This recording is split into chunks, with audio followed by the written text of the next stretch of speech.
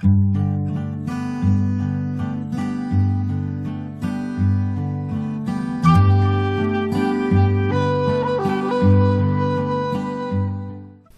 আমরা এমন একজন নিভৃতচারী নির্জনতার কবিকে আপনাদের সামনে উপস্থিত করব, যিনি আমাদের এলাকার কৃতি সন্তান, প্রকৃতিপ্রেমী কবি ও কথা সাহিত্যিক। 70-এর কাছাকাছি বয়সেও তার মধ্যে রয়েছে চিরতারুণ্যের ছোঁয়া। তিনি খুঁজে বেড়ান ধান ক্ষেত, খোলা মাঠ, নির্মল বাতাসের ঢেউ আর আরণ্যক সৌন্দর্য। ভাওয়ালের শাল কাঁঠালের দেশ গাজীপুর জেলার শ্রীপুর থানার গাজীপুর গ্রামে তাঁর জন্ম। আজ তাঁকে হঠাৎ করেই পেয়ে গেলাম। পার্শ্ববর্তী গ্রাম পট্টিকাপাড়ার চেংড়ির খাল ঘিরে বিশাল অরণ্য ভূমিতে পরন্ত বিকেলে তিনি ছুটে এসেছেন প্রকৃতির লীলাময় সৌন্দর্য উপভোগ করতে। চলুন আমরা তার সাথে কথা বলি।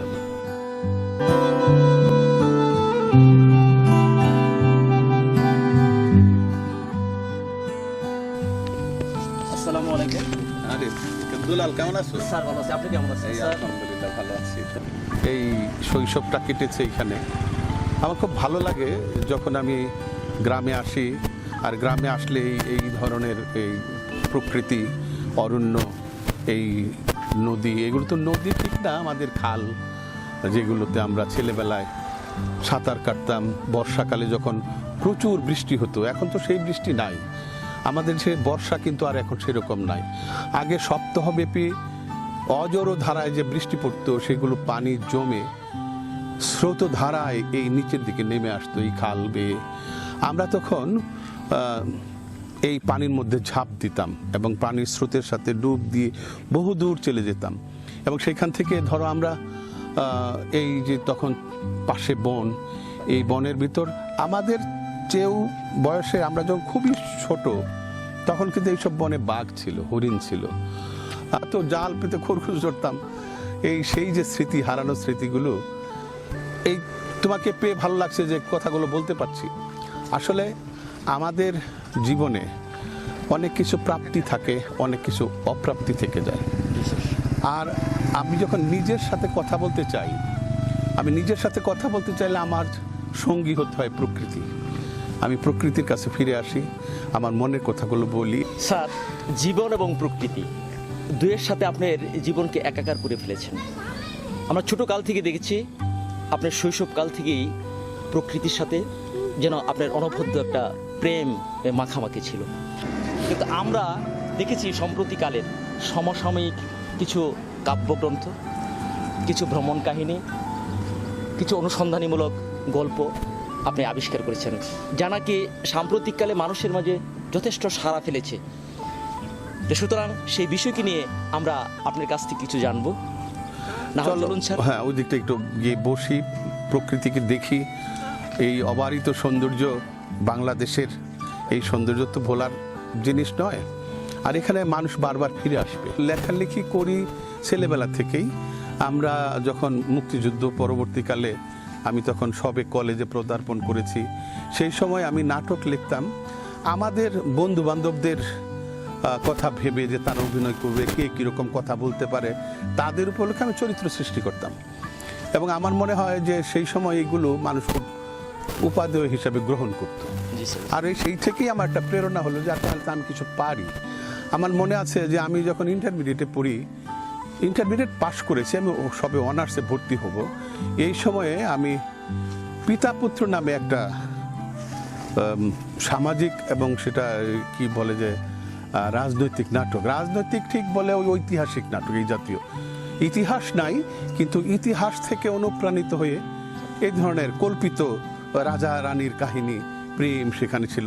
এরকম পিতা পুত্র বলে একটা নাটক লিখেছিলাম। আমি খুবই ছোট তখন, এবং সেটা আমাদের বাটাজোরের ওই ভালুকা থানার বাটাজোর কলেজে, সোনার বাংলা কলেজ নাম ছিল, নতুন প্রতিষ্ঠিত হলো, সেই কলেজে এটি অভিনীত হয়েছিল।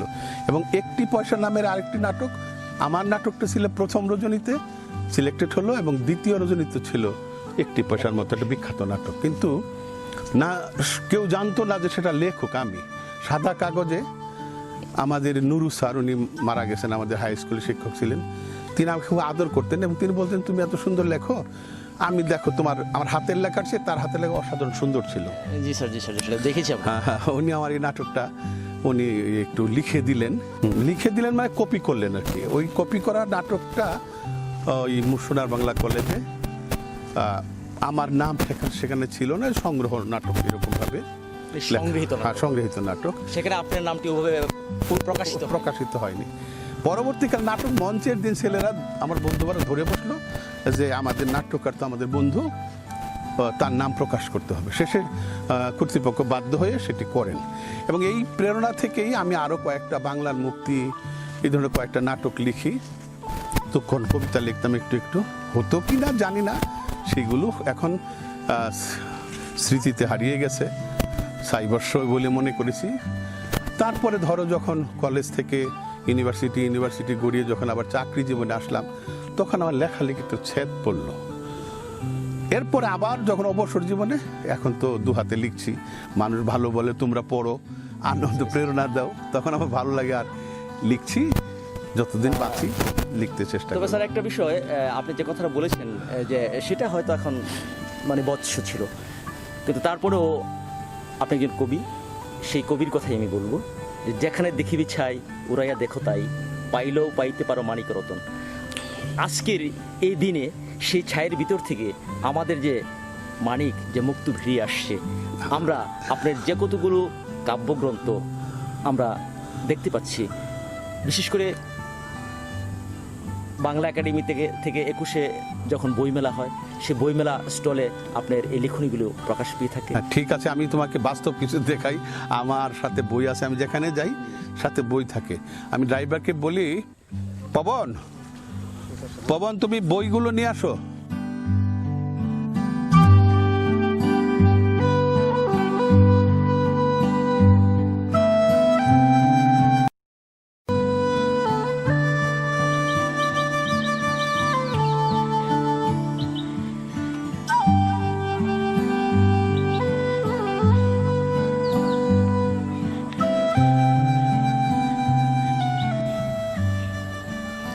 হ্যাঁ পবন, আসো, বই দাও, দেখো বইগুলো।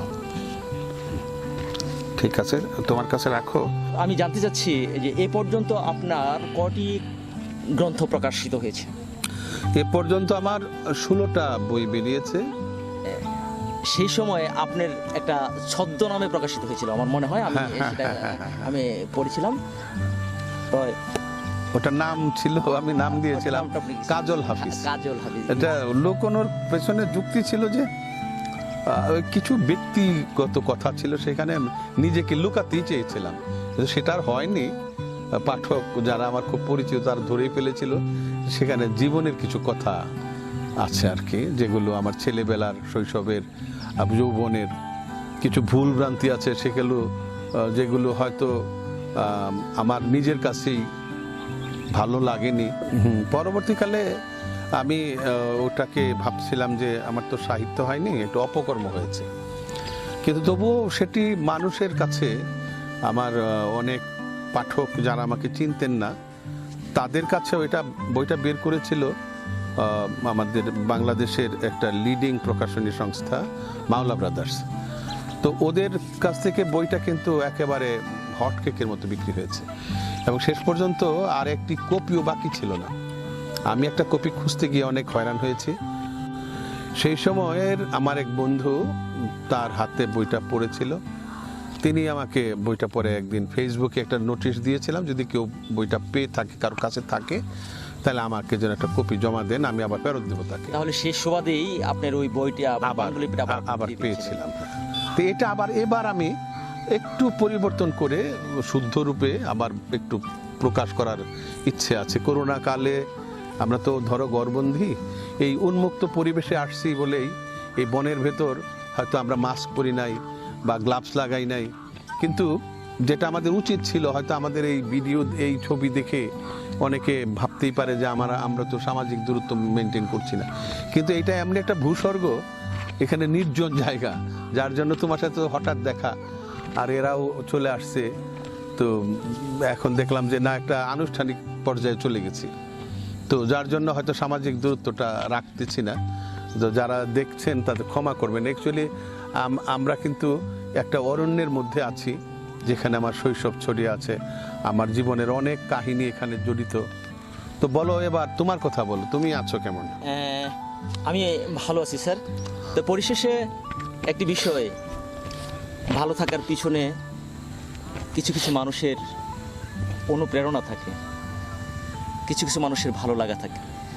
তো ওই রকম অনুপ্রেরণার এবং ভালো লাগার কিছু মানুষের মধ্যে অন্যতমদের মাঝে আপনি আমার একজন পরম শ্রদ্ধেয়।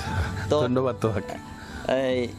সেই সুবাদে স্যার আমি যেটা জানতে চাচ্ছি স্যার, যে আপনার লিখনির বইগুলোর মাঝে আমি দেখতে পাচ্ছি অসময়ের অদল বদল, নাগরিক প্রেম ও বিরোহী কদম্ব, কাঙ্ক্ষিত দুর্জন, চেনাবাসী অচেনা সুর, অন্ধকারের মানুষ, দূরের বাসী।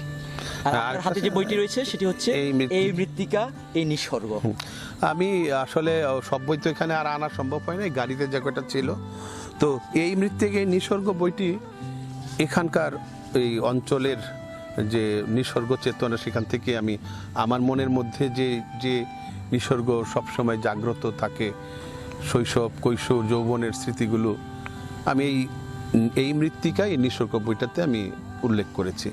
তা আমি তোমাদের সামনে বোধহয় একটু লোভ হচ্ছে যে তুমিও কবিতা পড়ো, পাঠ করো, আবৃত্তি করো।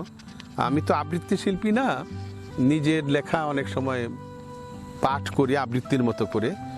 তো তোমরা যদি তোমাদের সময় থাকে, বোঝো, এই যারা লেখালেখি করে তাদের কাছে আসলে কিন্তু ছাড়তে চায় না, বিশেষ করে সঙ্গপ্রিয় মানুষ তারা। তা আমারও ভালো লাগছে যারা তোমরা আসছো এখানে। তা আমি তোমাদের একটা আমার বই থেকে একটা কবিতা শোনাবো। আজকে যেহেতু স্যার আপনি প্রকৃতির প্রেমে নিজেকে একেবারেই নিমজ্জিত করে ফেলেছেন, আর আপনার হাতে যে বইটি আমি দেখতে পেরেছি সে বইটির নাম হচ্ছে এই মৃত্তিকা এই নিসর্গ। সুতরাং জীবন এবং প্রকৃতি দুয়ের সন্ধিক্ষণে আপনার সাথে আজকের যে আমার সাক্ষাৎ, সেই সাক্ষাৎ থেকে এই প্রকৃতি এবং নিসর্গ এই দুয়ের মাঝ থেকে আপনার কবিতা যদি আমাদেরকে আবৃত্তি করে শোনাতেন তাহলে আমরা শুনতাম স্যার। এই মৃত্তিকা এই নিসর্গ বইয়ের প্রথম কবিতাটাই এই নিসর্গ এই মৃত্তিকা, এবং এই বইয়ের প্রথম কবিতা সেটি আমি পাঠ করছি। এই মৃত্তিকা এই নিসর্গ, দূরের পথ ঘুরে পথ হয়ে গেছে ক্ষীণ, অচেনা জনপদে ঘোর লাগা সংশয়ে পথই নিয়ে গেছে একই বৃত্তের প্রশস্ত পথে। বিভ্রম বিস্ময় জাগতিক সংযোগে এইখানে তুরাগ মিশেছে লবণদহ সাগরে। পূর্ব সীমানায় জাগ্রত জনপদ মাওনা, আর বন ঝোপে ঢাকা পশ্চিমের শ্যামল চকপাড়া। তার পশ্চিমে বিস্তৃত বনভূমির উপারে সিঙ্গার দিঘি, ধনুয়া, আজগীর চালা কর্মমুখর। মাঝখানে জন্মেছি এই আমি গাজীপুর গ্রামে।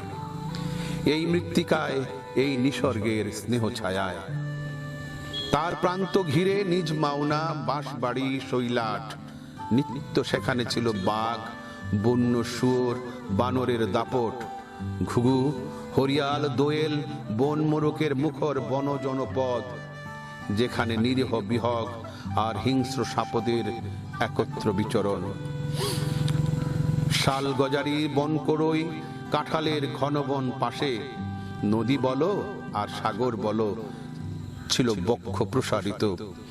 স্নানে নেমে এক নারী হারিয়েছিল তার নোলক, প্রথম রেখেছিল চোখ এক যুবকের চোখে।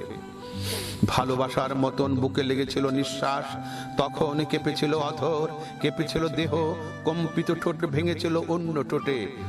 আকাশ ভাঙা বন বৃষ্টিতে ভিজেছিল তারা। লোবলং ক্রমাগত আরো উত্তাল হলো, পথিক হারালো এই বিস্তৃত দিগন্তে পথ। আমি আমার জন্মভূমির কথা বলছি। এইখানে আমার পূর্বপুরুষেরা বসত গড়েছিলেন। শাল, কাঁঠাল, জামবট, বনকড়ইয়ের অরণ্য সীমাহীন। প্রপিতামহ একদা বাঘের সঙ্গে লড়াই হলেন জয়ী। ব্রিটিশ প্রশাসনের বীরবর সংবর্ধনায় সম্মানিত হন আর ভূষিত হলেন প্রধান খেতাবে। সেই থেকে নামের শেষে প্রধান শব্দটি লেখা হয়। আমার পিতার নাম যমন আলী প্রধান, পিতামহ সলিম প্রধান, বাওয়ালের পরিচিত জন। বন কেটে ভাওয়াল পরগনার গোড়াপত্তন, মানুষের আনাগোনায় তিনি গড়ে তোলেন বরহত। আজ আর সেই গতিস্রোত লবলং নেই, তার গতিপথ রুদ্ধ করে গড়েছে অসংখ্য স্থাপনা। এখন সে কেবল স্মৃতিরেখা বিচলিত ইতিহাস। প্রবল অরণ্য নিশ্চিহ্ন, উদাও বৃক্ষ লতাগুল্ম, এখন কারখানার ধোঁয়ায় এখানে কর্মকোলাহল। যান্ত্রিক গাড়ি, বাস, ট্রাক অবিরাম দিনরাত চলে। আমরাও পেয়েছি স্বাধীনতা রক্তের বিনিময়ে। জাতির পিতা বঙ্গবন্ধু শেখ মুজিবুর রহমান দিয়েছেন একটি পতাকা আর সার্বভৌম স্বদেশ। জননী জন্মভূমি, এই মৃত্তিকা, এই নিসর্গ, এই আমার বাংলাদেশ। বাহ, অত্যন্ত চমৎকার একটি কবিতা। একেবারে নিজেদের কথাই লিখেছি আর কি। সত্যি স্যার, যে এই মৃত্তিকা, এই নিসর্গ, আপনি দৃষ্টিভঙ্গি থেকে, জীবনের প্রথম দর্শন থেকে শুরু করে আমাদের সেই স্বাধীনতার চেতনায় উদ্বুদ্ধ করেছেন এই কবিতার মধ্যে। আজকে দেখো এই যে বন, এই যে এত সুন্দর নিসর্গ, এটাই অনেক দূরে সরে চলে এসেছে। তখন আমরা ছেলেবেলায় দেখেছি এটাকে আমাদের ঘরের কাছে ছিল। এখন ওই যে দেখো যান্ত্রিক সভ্যতা, বাস ট্রাকের শব্দ শোনা যাচ্ছে, যান্ত্রিক গাড়ি চলাচল করে, বন কেটে বসতি গড়তেছে এবং নতুন বনাঞ্চল গড়ে উঠছে, সেগুলো প্ল্যান্টেশনের। কিন্তু প্রকৃতির যে আদিম যে ঐশ্বর্য, সেই আদিম ঐশ্বর্য কিন্তু হারিয়ে যাচ্ছে দিনের পর দিন। এখন সবকিছুতেই প্রলেপ, একটু নান্দনিক সৃষ্টি। মানে আমাদের ন্যাচারাল যে সৌন্দর্য, আমাদের প্রকৃতির যে সৌন্দর্য, যে বৃক্ষের যে সমারোহ, সেগুলো এখন আপনার কবিতার মাঝে আমরা দেখতে পেরেছি যে সেগুলো নিধন করে যেন সভ্যতা, নতুন সভ্যতা গড়ে উঠছে, আবার আমাদের মাঝে গড়ে উঠেছে। ছোট সময় আপনার অনেক গান আমরা শুনেছি স্যার, তো না হয় আজকে এই গোধূলি লগ্নের শেষ প্রান্তে এসে আমাদের সময়ও শেষ হয়ে আসছে। আর শেষের বেলায় আপনার কণ্ঠে গান শোনার একটি লোভ সামাল দিতে পারছি না, বিদায় আপনার প্রতি অনুরোধ রাখছি, একটি গানের কলি আমাদেরকে শোনাবেন। গান তো ওটা সুরের ব্যাপার, কখনোই সুরের মধ্যে ছিলাম না, অসুরের মধ্যে ছিলাম। তো তারপরেও গান যে গাইনি তা নয়, গ্রামে গলা ছেড়ে রাতের অন্ধকারে যখন পথ হেঁটেছি তখন গান গেয়েছি, মানুষের বকা দিলেও গেয়েছি। তো তুমি আমাকে সেই ছেলেবেলার কথা মনে করিয়ে দিলে আমার মনে হয় আমারও লোভ হচ্ছে এই উন্মুক্ত, আমার কাছে নির্জন মনে হচ্ছে যে আশেপাশে লোকজন আছে, তো একা একই গান গাওয়ার আনন্দ আছে। এখানে এসে আমারও মনে পড়ে গেছে আমি আগামী মাসে আমেরিকা যাচ্ছি, যাওয়ার সুযোগ মানে যদি হয়, টিকিট হয়ে গেছে। তো আগামী মাসের প্রথম সপ্তাহেই যাব, প্রায় 6 মাস থাকবো সেখানে, এরকম পরিকল্পনা। যে বয়স হয়েছে আর যে করোনা কাল, কার কখন কি হয়ে যায়, তা আমি তোমাদের কাছ থেকেও একটু এইভাবেই বলে নিতে চাচ্ছি যে আমাকে তোমরা ক্ষমা করো যদি কোনো ভুলভ্রান্তি হয়ে থাকে। আর শেষ বেলায় বিদায়ের আমি বিদায় বলতে চাচ্ছি যে আমাদের যে আজকের যে আলোচনার যে বিদায়, এই বিদায়ে আমারও একটা মনে পড়ে যাচ্ছে, যদি আর কখনো এইখানে না আসি তাহলে তোমরা আমাকে মনে রেখো। আমি রবীন্দ্রনাথের একটা গান, খুবই বিখ্যাত, খুবই প্রচলিত, খুবই সুরেলা কণ্ঠের গায়ন এটি, কিন্তু আমার তো সেই কণ্ঠ নাই, তারপরও আমি তোমাদের উদ্দেশ্যে একটু গেয়ে শোনাই। যখন পড়বে না মোর পায়ের চিহ্ন এই বাটে, আমি বাইব না মোর খেয়া তরি এই ঘাটে গো। যখন পড়বে না মোর পায়ের চিহ্ন এই বাটে, চুকিয়ে দেব বেচা কেনা, মিটিয়ে দেব গো, মিটিয়ে দেব লেনা দেনা, বন্ধ হবে আনা গোনা এই হাটে। তখন আমায় নাইবা মনে রাখলে, তারার পানে চেয়েছে, নাইবা আমায় ডাকলে, যখন পড়বে না মোর পায়ের চিহ্ন এই বাটে, যখন জমবে ধুলা তানপুরাটার তার গুলায়, তখন আমায় নাইবা মনে রাখলে, তারার পানে চেয়েছে, নাইবা আমায় ডাকলে, যখন পড়বে না মোর পায়ের চিহ্ন এই বাটে, আমি বাইব না, আমি বাইব না মোর খেয়া তরি এই ঘাটে গো, যখন পড়বে না মোর পায়ের চিহ্ন এই বাটে। আহা, চমৎকার চমৎকার চমৎকার স্যার। আমার তো ধরো আবেগ চলে আসে এই আবেগে, কারণ এই মাঠ, এই প্রান্তর, এই বনভূমি, এই সৌন্দর্য লোকে আবার কখন ফিরে আসবো আমি জানি না, কিন্তু বারবার আমাকে ডাকে, এই প্রকৃতি আমাকে ডাকে, এই নিসর্গ আমাকে ডাকে।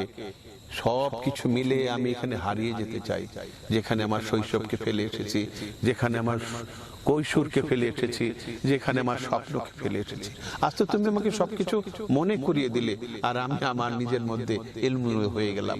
এই এলোমেলোর মধ্যে এক ধরনের আনন্দ আছে, সেই আনন্দটুকু এই যে অস্তগামী সূর্য শেষ ডুবে যাচ্ছে, আমি সাক্ষী রেখে গেলাম এই প্রকৃতি আমার ভালোবাসা, এই প্রকৃতি আমার প্রেম।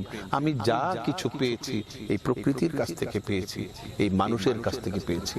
তোমরা আমাকে যদি কখনো আমার কথা মনে পড়ে, তখন এই বনভূমির কথা মনে করে বলো যে কাজল মালিক একদিন বলেছিল এই বনভূমি তার আশ্রয়, এখান থেকেই তার সমস্ত অর্জন, এটাই আমার ভালোবাসা, এটাই তার প্রেম। তাহলে কি বলতে পারি না স্যার কবি জসিমউদ্দিন সেই কবিতার কথা, যে মাটিরে আমি কত ভালোবাসি, মাটিতে লাগাইয়া বুক, গলাগলি ধরে আয় দাদু কেঁদে যদি হয় সুর। সেটাই প্রকৃত ঐশ্বর্য এখানে। তবে আপনার গানের মধ্য থেকে আমরা পরিশেষে এইটুকুই বলতে পারি যে রবি ঠাকুরের কালজয়ী যে গানটি আপনি আমাদেরকে শুনিয়েছেন, আমি আরেকটি কবিতার মধ্য থেকেই আজকের আপনার পথ চলতে চলতে পথ চলার শেষ লগ্নে বলতে চাই যে চোখের আলোয় দেখেছিলাম চোখের বাহিরে, আপনার সৃষ্টিশীল এই জিনিসগুলো আমরা ধরে রাখবো আমাদের হৃদয় গহনে। এই প্রত্যাশায় সকলকে ধন্যবাদ জানিয়ে আজকের এই পথ চলা এখানেই শেষ করছি। স্যার আপনাকে অসংখ্য ধন্যবাদ। ভালো থেকো।